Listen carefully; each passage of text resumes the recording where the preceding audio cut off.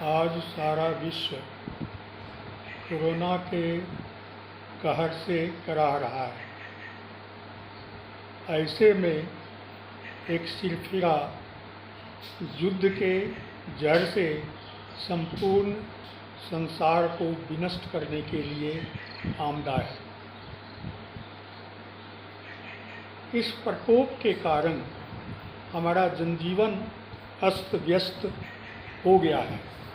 ऐसी स्थिति में हमारा साहित्य का क्षेत्र भी अछूता न बचा है। हम साहित्यकार अपने विचार को व्यक्त करने के जो साधन हैं उस साधन से वंचित हो गए।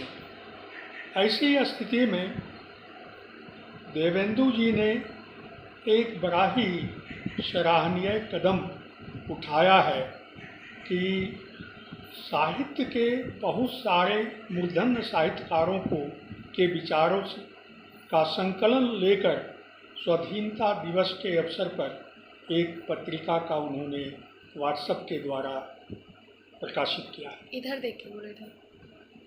यह इनका बहुत ही सराहनीय कदम है और आज इस परिस्थिति में जबकि प्रेस का काम ठप पड़ा हुआ है, बुद्धिजीवियों को पढ़ने के लिए पत्र पत्रिकाओं की कमी हो रही है, ऐसी स्थिति में अपने सराहनीय कदम से देवेंदु जी ने जो प्रयास किया है वह स्तुत्य है और इसकी सराहना सबों को करनी चाहिए। हम साहित्यकार आज़ादी को अपने विचारों से अक्षुण्ण रख सकते हैं। जब किसी भी देश की आज़ादी खतरे में तब पड़ती है जब आपस में विभिन्नता बढ़ती है, फूट वैमनस्य का साम्राज्य छा जाता है।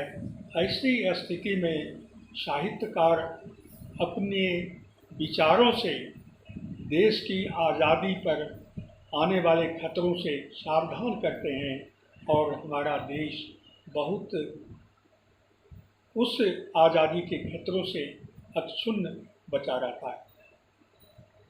ऐसी परिस्थिति में जब आज सारी मानवता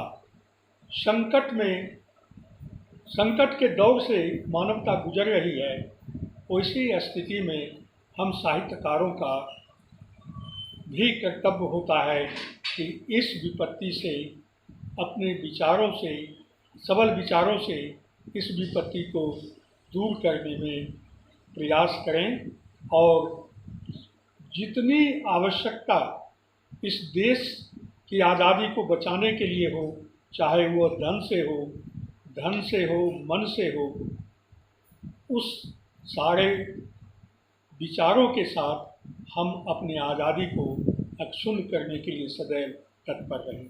जय हिंद, जय भारत। आपकी प्रतिक्रिया और आपका मंतव्य हमारे लिए उत्साहवर्धक है। इस हेतु हमें अपने विचारों से अवश्य अवगत कराएं। साथ साथ हमारे सभी डिजिटल प्लेटफॉर्म, फेसबुक पेज अंग गुंजन, टेलीग्राम चैनल अंग गुंजन और इस यूट्यूब चैनल के साथ जुड़कर हमारे सभी गतिविधियों से अवगत हों।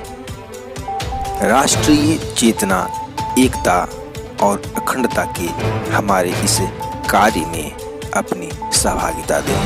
पुनः शुभकामनाएं।